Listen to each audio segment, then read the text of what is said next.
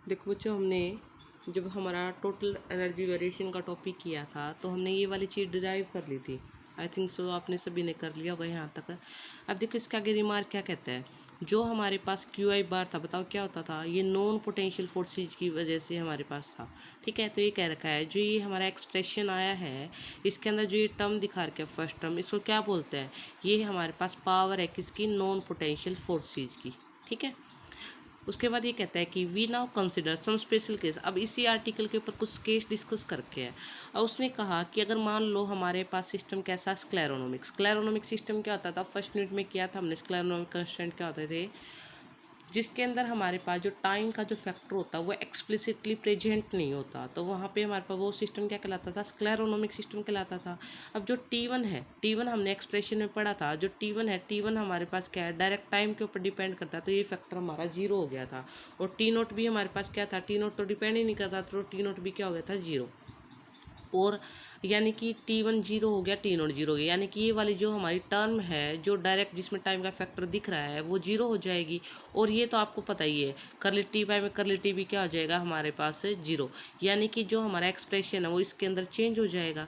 अब सेकंड में क्या कहता है, when the system is scleronomic such that the potential U is not explicitly depend on time. अब वो कह रहा है सिस्टम स्क्लेरोनोमिक भी है। अब उसने पोटेंशियल के ऊपर भी क्या डाल दिया, हमारे पास कुछ कंडीशन डाल दी कि जो पोटेंशियल एनर्जी का जो फैक्टर था उसके अंदर भी टाइम एक्सप्लिसिटली क्या ना हो, प्रेजेंट ना हो। तो यानी कि पहले केस में तो ये बच गया था। अब सेकंड केस में क्या हो गया, अब उसने यू के ऊपर भी कंडीशन डाल दी, तो ये वाला फैक्टर भी यहाँ से जीरो हो जाएगा, तो डी बाई डी टी किसके इक्वल आ जाएगा, इसके इक्वल आ जाएगा। तो देखो यही चीज़ इसने लिखी हुई है, इसी के ऊपर केस डिस्कस करके इस एक्सप्रेशन पे। For such a system the derivate the total energy with respect to time is equal to the, तो हमारे पास सिर्फ क्या बचा, सिर्फ हमारे पास नॉन पोटेंशियल फोर्सेज की वजह से ये इसके इक्वल आ जाएगा। अब देखो उसके बाद ये कहता है कि वैन अब थर्ड केस क्या लेके चल रहा है, when the system is conservative. System conservative का मतलब क्या है, पहली बात वो सिस्टम कैसा, स्क्लेरोनोमिक, यानी कि T1 T0 ये सारे जीरो हो जाएंगे। फिर कहता है system where all the forces are potential, और पोटेंशियल फोर्सेज है, यानी नॉन पोटेंशियल तो अपने आप ही जीरो हो गई जब पोटेंशियल फोर्सेज की बात करें। थर्ड क्या कहता है, जो पोटेंशियल एनर्जी है ना वो एक्सप्लिसिटली टाइम का फैक्टर नहीं होगी। तो देखो इसने क्या क्या कंडीशन लगाई, कंजर्वेटिव के कारण तो स्क्लेरोनोमी के कारण तो ये वाली चीज़ जीरो हो गई। यू के ऊपर इसने कंडीशन लगा दी जो पोटेंशियल एनर्जी वो टाइम के ऊपर एक्सप्लिसिटली डिपेंड ना करे, ये वाली चीज़ जीरो हो गई। स्क्लेरोनोमी के कारण ये जीरो हो गया। और उसने कहा जो फोर्सेज है वो सिर्फ पोटेंशियल की वजह से हो, नॉन पोटेंशियल की वजह से ना हो, यानी ये वाली चीज़ भी जीरो हो गई। यानी कि कुल मिला के थर्ड केस में क्या आ गया, डी बाई डी टी की वैल्यू किसके इक्वल आ गई, जीरो के। जब हम इंटीग्रेट करेंगे तो ई किसके इक्वल आ गया, कांस्टेंट के। तो this shows that total energy of, और या फिर हम कहते हैं total energy of A conservative system does not change when the system is in motion, यानी कि हमारे पास जो टोटल एनर्जी होती है सिस्टम की वो हमारे पास चेंज नहीं होती जब सिस्टम किस में हो, मोशन के अंदर हो। तो यानी कि वो क्या रहती है, वो एक कांस्टेंट रहती है जब सिस्टम क्या हो, मोशन में। नेक्स्ट डेफिनेशन में क्या कहा है, जो इक्वेशन आई है इक्वल टू में कांस्टेंट, इसको क्या बोलते हैं, एनर्जी इंटीग्रल बोलते हैं।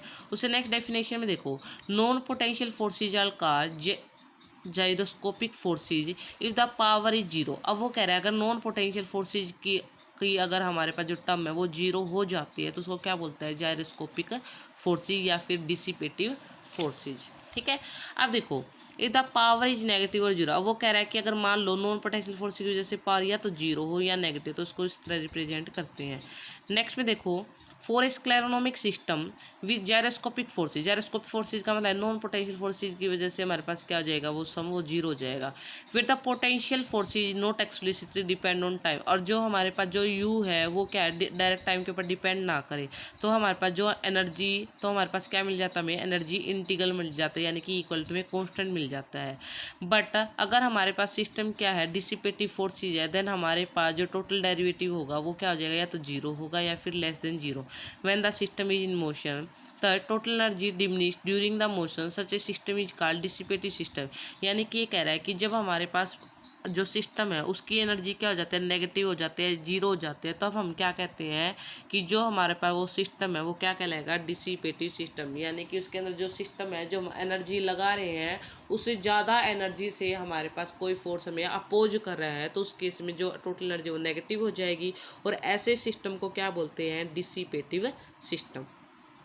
अब देखो हमारे पास नेक्स्ट टॉपिक क्या है हमारा, चलो हम नेक्स्ट वीडियो के अंदर करेंगे Lagrange equation for potential force. Important topic है, पेपर के अंदर आता ही आता है ये।